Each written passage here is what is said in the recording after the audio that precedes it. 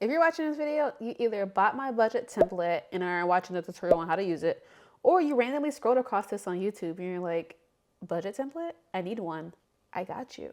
Disclaimer, if you're starting out budgeting, I don't recommend doing it by category like this. I would say once you're 3-4 months in, you're comfortable, then you could upgrade to this. I wouldn't recommend starting off like this, but you do you, boo.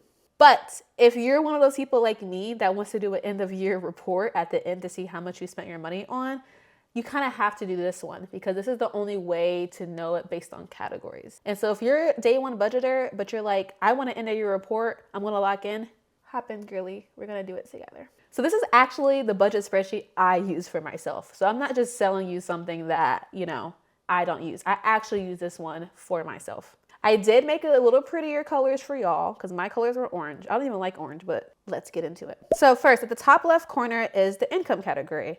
I am a 2-person household. Whether you're a 1-person household or a 4-person household, you can add here all of your checks. I get paid bi-weekly. My husband gets paid twice a month. So we have 2 checks each, typically a month. Sometimes he has 3. You could also add any other source of income, such as a tax refund, such as Christmas gifts. Any type of money coming into your bank account, you need to add in the top left corner. The next column is your pay date. So you add what day of the month you're getting paid. Also, you may definitely need to change how these formulas add up over here. It's super simple, I promise. And so if you have your tax return bonus, for example, is actually hitting the first half of the month, you just need to go double click on the check one income total and just change which formula it's pulling from. I promise it's not that hard. So you just add that cell there. Or vice versa, if additional check is not in check 2, it's in check 1, same thing. Or you can delete those rows at all if you have no extra money coming in that month. Also just delete it. But that's just there for you to have if you have any additional money coming in that month. But you do need to make sure it's adding up in the right half of the month. For projected and actual for this whole sheet, I do not recommend touching the projected after the month starts. You need to hold yourself accountable to whatever you thought things were going to be. And so once the month starts, you put these numbers in, don't touch the projected column. Everything goes in the actual column at that point. So for example, if you didn't budget any money for roller skating and you went roller skating, you have to put 0 in the projected and then $32 in the actual category. Rules are rules. I don't make them. So if you're looking at the bi-weekly one on the right-hand side of the income category, you'll see a check 1 and check 2 projected versus actual expenses. You do not touch this. This is automatically added up from all of your inputs that you put in. So there's no reason you should be touching this. It automatically updates itself.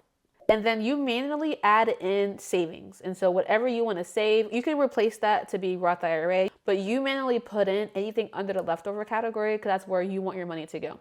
But the income and expenses is automatically added up and the leftover is automatically added up. This part was an afterthought, but I think it's needed. So I added a sinking funds category in addition to the other 9 categories, which I think I never mentioned. So there is housing, transportation, personal care, pets, kids, medical, travel, loans, food, gifts and donations, subscriptions, entertainment, and then sinking funds. Let's talk about sinking funds briefly. Sinking funds are something that you're saving towards that has a purpose already. And so how it differs from regular savings, like an emergency fund that we would normally put in the top right-hand corner, is that you are actually planning on using this money versus a savings. You're not. You want to keep that aside. And so say if you're saving for a down payment for a house or saving for a new car, that is money that's kind of already allocated. And so you don't really have to use this category budget if you don't want to. I actually, up until this point, haven't been using sinking funds, but I'm trying to now use them. So for example, for us, we just put $1,000 towards a travel sinking fund because we're going on a trip later this year.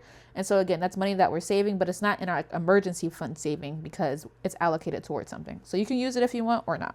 But for each category, for you're looking at the bi-weekly one, I break it down to check 1 and check 2 expenses. For my household, check 1 means anything before the 15th of the month. So anything from the 1st through the 14th.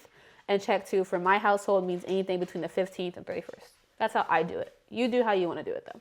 So on the left-hand side, you input what that expense is, and then you put in the date that expense is due. Again, before the month starts, you put the projected amount. And then once the month is going, you put what you actually spent. And then it automatically calculates the difference. If it's 0 or above, it's green automatically. If it's above 0, it's red. And this is just to hold ourselves accountable based on how much we thought we were going to spend. Things will always break, and here's how to fix it. Number one, to prevent breakage, don't select the whole entire row. Right click and insert one row above or below. Do not do that. Instead, select only the cells that you want to put something above or below. Right click just those cells, insert cells, and shift down. That's the best way to do that, so you won't break your whole sheet. And sometimes you might have a category where the sum for that total is not the correct numbers. It might be too many columns or rows. It might be too little rows. So just click on the sum and make sure it's selecting the right amount of rows. Simple fix. That's pretty much the only problem I have. It's just not selecting the correct rows because I didn't add something correctly.